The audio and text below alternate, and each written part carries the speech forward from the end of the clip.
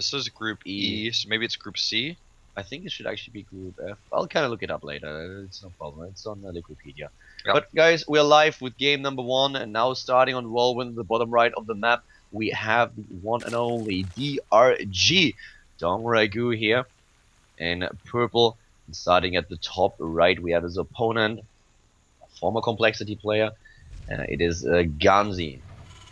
It's from Slayers to Complexity, and then to Teamless.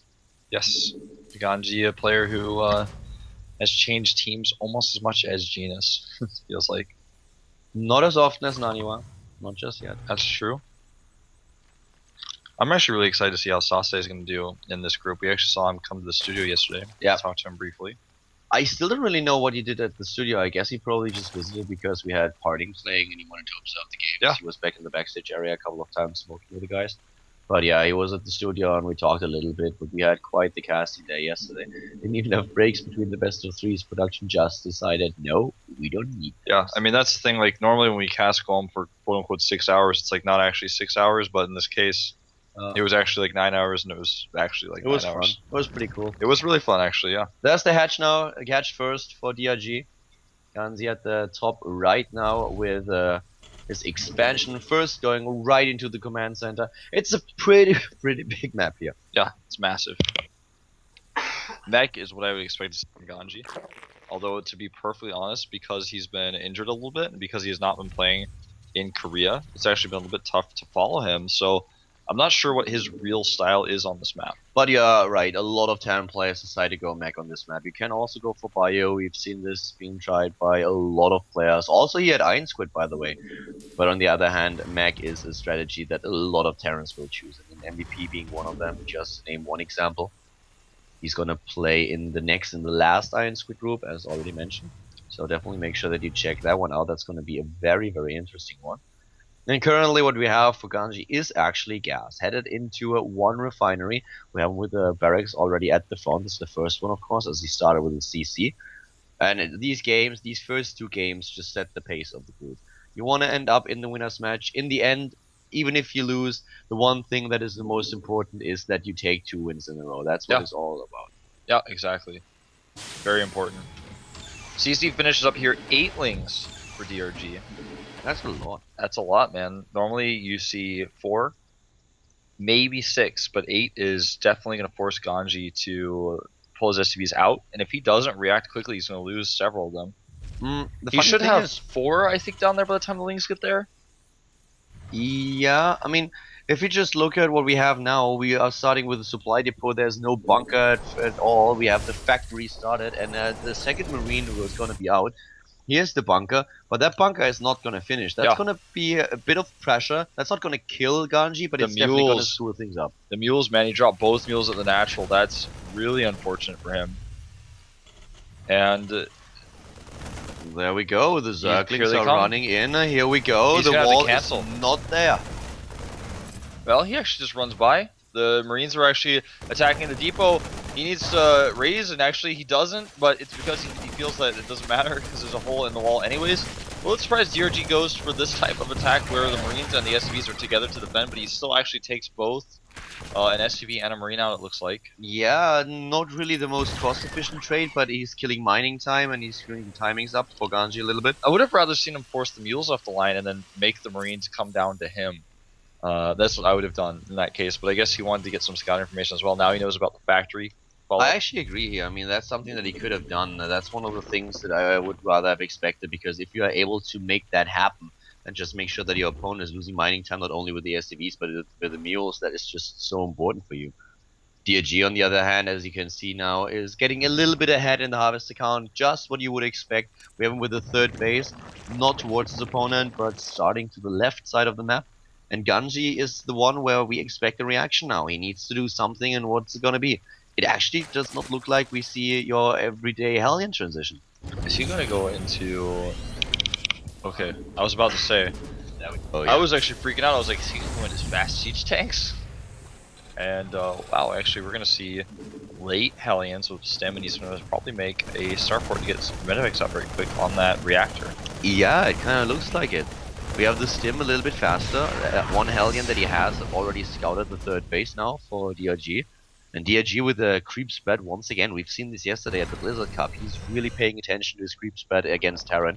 Against Protoss, he stacks a little bit off with it, but against Terran, those queens are always working the streets. Yep. I'm really impressed with this crease spread. In fact, DRG has really impressed me in general. Yesterday's games he played were insanely good.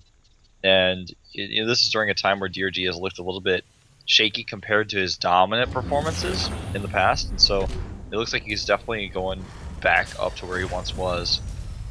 Here we come on with a little bit of aggression at the third base, but I feel that DRG is going to be ready as 8 Zerglings and the queen count. That is the most that important bunker part. should not finish initially. Yeah. He will drop one transfuse, it looks like, to save that queen, and then everything else is just getting cleaned up. I don't even the understand idea is there, why. but like it's just, this is not 2011 anymore. This is the queen patch, man. That's not going to work. I don't even understand why GanZi tried to do that in the first place after he realized that there were 4 queens. Why lose all those marines when you know from the start that you're not able to save them? Yeah, it just doesn't really make sense. That was a weird push. Like, we've seen people like Bomber try to make that work. The thing is, if it's unscouted and the bunker finishes, you're going to have to use more than the queens, but you will be able to defend it, but it's cost inefficient. But in this case, if the queens see it, it's like, nope, not a chance. We now have the third base also ready for GanZi, but you can really see already that we have a very massive and significant supply lead for Dongregoo. He's going into Leia, is building his spawning nest just to be safe, to be able to defend if there's going to be some big Marine and Hellion push, for example. We've seen this countless times, and the Baneling nest will give you the safety that you need. The creep spread is very, very good, therefore he will have an early detection. He will know when there's a push, he has the speed advantage, double upgrades going up for him. He's just playing a really, really great macro game at this point, and it looks a little bit like GanZi has trouble to keep up with the pace. Yeah, he does. I mean, look at all this power up though that he's done, adding 3 reactors. So there's only a brief moment in time where, because reactors take like longer than a starport to make, it's gonna be low production for him. He's gonna be only making 5 marines at a time. But when all those reactors finish, he's going to have 11 marines at a time to make. He's got the third base to support it. So DRG, even though his creep spread is really good, even though he's going to take a lead in supply for a little bit, GanZi's powered up barracks are going to do a lot of, it's going to give him a lot of production. +2/+2 is also started for GanZi, so he's really focusing on the upgrades here. He doesn't have combat shield just yet. The double job that he's sending to the bottom right is also spotted by a couple of overlords, so it should not do too much damage. But the Zerglings, they're on their way, just waiting for the Banelings to join the fun. And he stims, gonna have to pick up, Needs to lift up. but it's pretty good. Rules for Marines. Yeah, I mean, it's okay actually, I feel, because there's this many lings up for DRG, that's a lot less drones, and this type of drop forces that. That creep spread, man. 11 active creep tumors, and the Spire now nearly completed. And that's something that we see more from DRG these days. Just going back into the Mutalisk play. For a long time, it was the custom to go straight into Infestors the entire time, but now a lot of Zerg players are back to Mutalisks. Yeah. And he gets 3 overlords. That was actually really nicely done. That's really good. He loses no marines this time. You know, this is this timing that we talked about so often. You can go with a fast attack straight into Medivacs and then just harass the Zerg a little bit. Can force the creep back, for example, and as long as those Zerglings start to attack and don't have any anti-air, it's completely, it's completely risk-free. You just load into the Medivac and then you retreat. Yeah. That changes now, of course, The with Mutas. the Mutalisks, but still. You're so right, though. And against the creep play that we see from DRG, scanning and killing creep is not going to be as easy as it would normally be when you do that type of medevac pressure. These queens are working it, man. So many creep tumors. I actually want to see. So low on energy. I want to see a tumors laid count on the queen, so you can see how many tumors a queen is laid. Well, the Mutalisks are going to town right now, doing a little bit of damage, but actually not as much as I expected them to do. They were only able to kill a couple of SCVs. I think in total he killed roughly 10, and that of course includes the early SCV that he was able to take down. But at least he has the map dominance for now. This allows him to get the 4th base without too much of a hassle. He has Zerglings everywhere, spotting what's going on, and will now just try to circle his opponent's bases and find a couple of victims. Yeah, this is a really heavy Mutalisk play. He's got 23 Banelings to follow this up. Looks like he wants to hit that timing at the 3rd base with 2-2 and bust down the siege tanks with his mutas, go in with lings and banelings with all the creep spread he has. I feel GanZi's a little bit vulnerable to this, but he's given GanZi so much time. GanZi now has 2 siege tanks out. He's got 75 marines. This is what I was talking about with that powered up barracks he made really fast. He actually hit his macro spot on. The creep spread is actually close to his opponent's base, and now suddenly GanZi is on creep, and that's where he has to fight. The Lings are running in, the siege tanks are there, but They're not way that at the many. back. Yeah.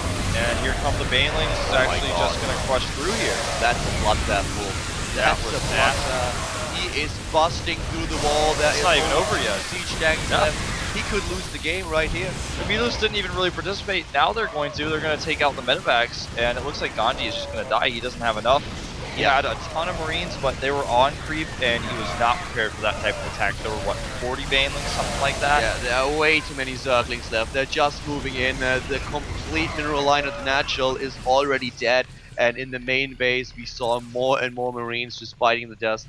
92 supply for GanZi and DRG on 160. The harvester count is already down to 59 against 75, and he has 20 Marines left. That's it. 20 33 Marines. Banelings. There's more than one Baneling for each Marine. Well, you can micro your heart out, but I don't think that you are able to dodge those guys. Nope, definitely not. Here we go, crushing the last force, making it look easy, and GanZi falls GG in game number 1.